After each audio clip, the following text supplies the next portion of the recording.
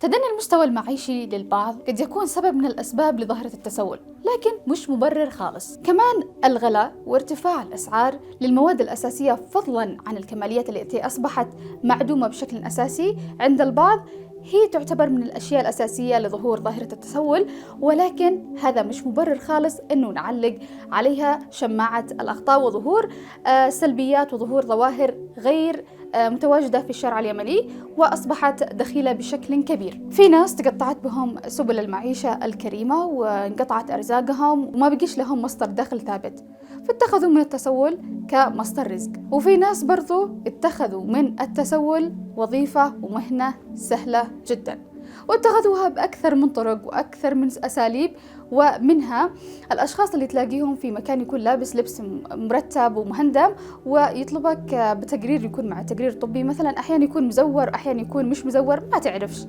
بس إنه يطلبك حق عملية حق عاهة أو مرض خاص به أو خاص بأحد من أهله، وهذا الشيء أنت بالتالي بيحرجك وبيخليك تدفع لهم الأموال بدافع النظر لهم بعين الرأفة والعطف. هذا الأشخاص أخذوا من مهنة التسول وظيفة سهلة لتكديس أو جمع أكبر قدر من الأموال ووضعها في أرصدة بنكية أو جمعيات بمبالغ قد يراها البعض خيالية، ولكنها حقيقة موجودة في الشارع وليست تأليف أو قصص خيالية. وفي ناس آخرين احترفوا مهنة التسول باختراعهم أشياء جديدة، مثلا يقول لك سيارتي ما فيش فيها بترول وأحتاج حق البترول، أو أنا مسافر ومحتاج مبلغ معين عشان أوفيه وأسافر. ما تعرفش إيش تتكلم عنهم، هل تضعهم تحت بند الاحتيال أم التسول؟ يعتبر القانونيين التسول أحد أسباب الجريمة الموجودة في المجتمع وتراجع ثقافة العمل لدى أفراد المجتمع، وطريقا يتنافى مع السلوك الحضاري ويتعارض مع ما يعرف به الإنسان اليمني بأنه إنسان يشقى ويتعب عشان يوفر لقمة عيشه. علاوة على ذلك فإن المتسول مجرم في القانون، وهناك عدة مواد في القانون اليمني تعاقب من يخالفها.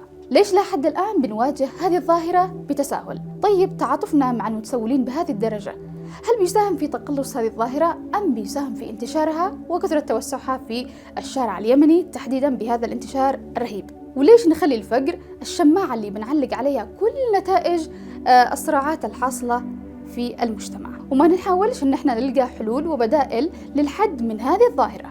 طيب ليش ما يتم توفير لهم ورش عمل أو دورات تدريبية لتعليمهم مهارات يدوية يقدروا من خلالها أنهم يتعلموا أشياء جديدة وتعود عليهم بالكسب المادي؟ كذلك ليش ما يتم بنشر الوعي عن أهمية العمل وأشياء تخص العمل عشان يتشجعوا أنهم يشتغلوا ويكسبوا بعرق جبينهم؟ طيب ليش ما يتم دعم الأطفال بإلحاقهم بالمدارس أو حتى أشياء تناسب عمرهم عشان يطلع جيل واعي وفاهم أنه بكرة مستقبل أفضل، بكرة نشتغل ونطلع كذا كذا، بكرة نفعل أشياء أفضل ونلتحق بمجال العمل. يقال آخر دول كي ويعتبر الأسوأ والأشد، لكن ليش ما يكون هذا الشيء الرادع بعد وضع عدة حلول عشان نحد من ظاهرة التسول؟